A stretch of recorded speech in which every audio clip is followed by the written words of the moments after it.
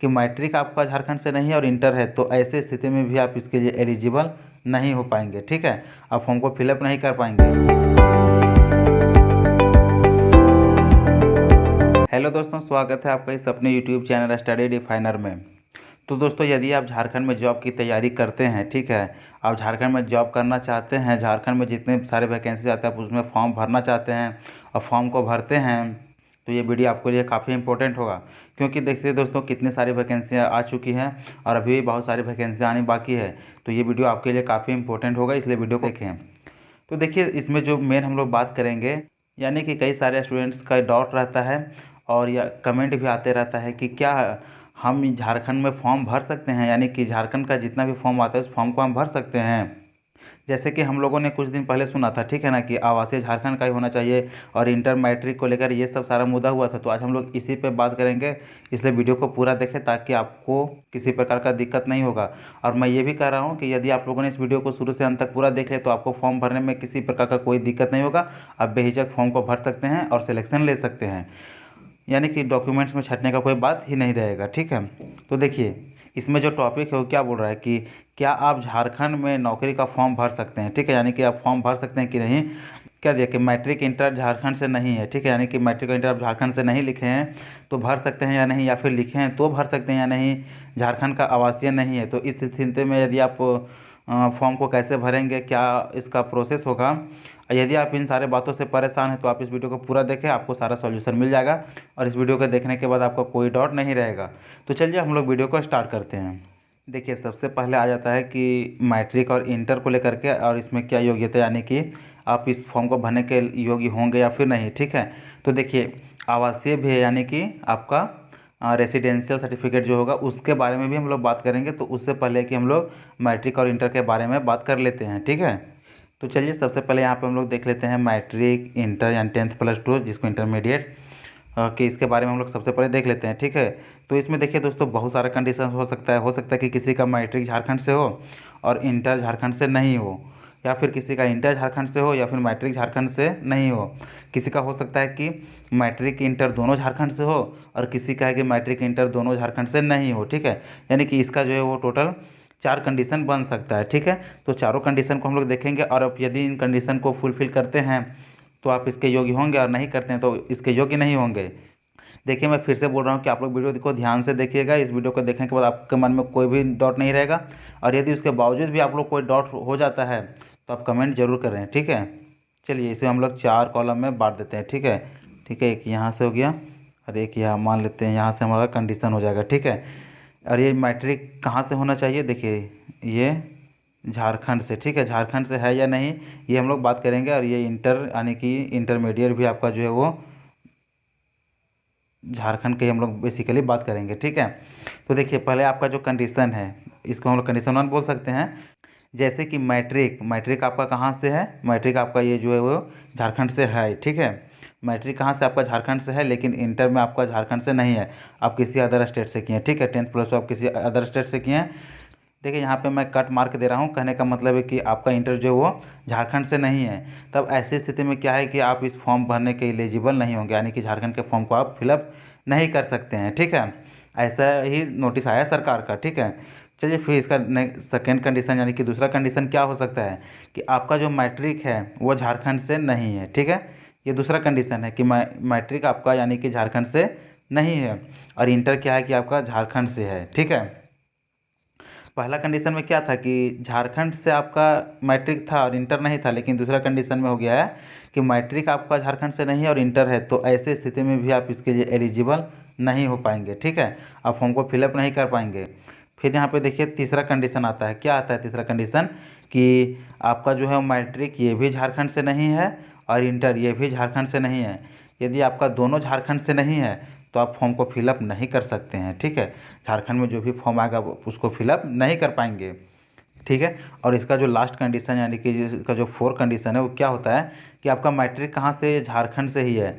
देखिए दोस्तों, झारखंड कहने का मतलब है कि झारखंड में ही स्थित स्कूल से है। ठीक है, वो कहीं से रिकॉग्नाइज है लेकिन वो स्कूल झारखंड में ही हो। आपका CBSE, ICSE और जैक बोर्ड ये हो सकता है। ठीक है, बोर्ड आपका अलग अलग हो सकता है लेकिन वो स्कूल जो है आपका झारखंड में ही होना चाहिए। ठीक है, कई लोग इसमें ऐसे सोच लेते हैं कि नहीं से आपका जैक से वैलिड होना चाहिए, ठीक है, यानी आपका जो स्कूल है वो जैक से रिकॉग्नाइज होना चाहिए। तो नहीं, ऐसा नहीं है। आपका CBSE, ICSE या फिर आपका जो भी बोर्ड हो, स्टेट बोर्ड, ठीक है, आपका कोई सा भी बोर्ड हो चलेगा, बस आपका जो स्कूल है वो झारखंड में स्थित होना चाहिए, ठीक है। आई होप कि आप समझ रहे होंगे। तो चलिए, 4 कंडीशन में क्या बोल रहे थे कि मैट्रिक जो है वो आपका झारखंड से यहाँ पे है, ठीक है, और इंटर यानी इंटरमीडिएट भी आपका जो है वो झारखंड से है। तो देखिए, ये उसी कंडीशन को फुलफिल कर रहा है ना कि मैट्रिक आपका झारखंड से है और इंटर भी झारखंड से ही है, ठीक है। तो ऐसे में आप क्या है कि फॉर्म भरने के लिए एलिजिबल, आप बिल्कुल फॉर्म को फिलअप कर सकते हैं। आप इस मामले में कहीं भी आपको दिक्कत होने की बात नहीं है, ठीक। यदि आपने मैट्रिक झारखंड से और इंटर भी झारखंड के किसी स्कूल से किया है तो आपको कोई दिक्कत नहीं, आप बिना हेजिटेशन के आप फॉर्म फिलअप कर सकते हैं। इसमें आपका किसी प्रकार का कोई दिक्कत नहीं होने वाला है, ठीक है। इसको चलिए एक बार मैं फिर से बता देता हूँ। देखिए, आपका जो है मैट्रिक और इंटर कहाँ होना चाहिए, दोनों झारखंड के स्कूल से ही होना चाहिए, ठीक है, मैट्रिक और इंटर। इसमें से यदि आपका कोई एक भी नहीं रहता है, जैसे कि पहला नंबर में हम लोग क्या देख रहे थे यहाँ पे कि मैट्रिक आपका जो है ये मैट्रिक, ठीक है, वो झारखंड से तो है लेकिन इंटर नहीं है, तो ऐसे में आप इसके लिए एलिजिबल यहाँ पे नहीं हो पाएंगे। नेक्स्ट में क्या है कि मैट्रिक आपका यहाँ पे झारखंड से नहीं है लेकिन इंटर तो है, तो इसके लिए भी आप एलिजिबल नहीं हो पाएंगे। और यदि आपका दोनों नहीं है, यहाँ पे मैट्रिक भी नहीं है और इंटर भी नहीं है, तब तो आप एलिजिबल बिल्कुल भी नहीं है, ठीक है। और यदि आपका सारा कुछ है, मैट्रिक भी झारखंड से है, इंटर भी झारखंड से, तो आप बेझिझक फॉर्म को फिलअप कर सकते हैं, आप इसके लिए एलिजिबल हैं। तो आई होप कि यहाँ तक आप समझ गए होंगे। अब हम लोग बात करेंगे रेसिडेंशियल पे, ठीक है, यानी कि आवासीय। तो देखिए दोस्तों, जैसे कि यहाँ पे आप लोग देख सकते हैं कि मैट्रिक और इंटर, ठीक है, ये दोनों आपका कहाँ से होना चाहिए, झारखंड से होना चाहिए। और उसके बाद हम लोग बात कर लेंगे आवासीय का, और यहाँ पे बात कर लेंगे हम लोग योग्य का। जैसे कि मैंने इसके पिछले बताया कि मैट्रिक और इंटर को लेकर के, ठीक है, इसमें हम लोग बात करेंगे आवासीय को लेकर के। तो यहाँ पे आप लोग तो समझ गए हैं कि मैट्रिक और इंटर आपका कहाँ से होना चाहिए, ये आपका जो है वो झारखंड से ही होना चाहिए, ठीक है, झारखंड के ही स्कूल से होना चाहिए। यहाँ तक आप समझ गए होंगे। चलिए, यहाँ पे भी हम लोग उसी तरह से कॉलम बना लेते हैं जैसे पहले बनाए थे। ये हमारा कॉलम बन गया, ठीक है। तो देखिए क्या है ना कि इसका भी कंडीशन कुछ होगा, ठीक है। देखिए, कई बार ऐसा होता है ना कि हम तो मैट्रिक झारखंड से किए ही हैं, इंटर भी झारखंड से किए हैं, और लेकिन मेरे पास आवासीय नहीं है। पहला ये कंडीशन हो सकता है, यानी कि आवासीय मेरा कहीं दूसरे जगह से है, और लेकिन हम झारखंड से इंटर मैट्रिक किए हैं। दूसरा कंडीशन ये हो सकता है कि हम मैट्रिक और इंटर झारखंड से नहीं बल्कि दूसरे स्टेट से किए हैं, लेकिन आवासीय हमारा जो वो झारखंड का है, ये भी इसका कंडीशन बन सकता है। ऐसा तो हो सकता है, ठीक है। और फिर ऐसा भी हो सकता है कि मैट्रिक और इंटर दोनों हम झारखंड से ही किए हैं, ठीक है, और आवासीय भी हमारा झारखंड का ही है।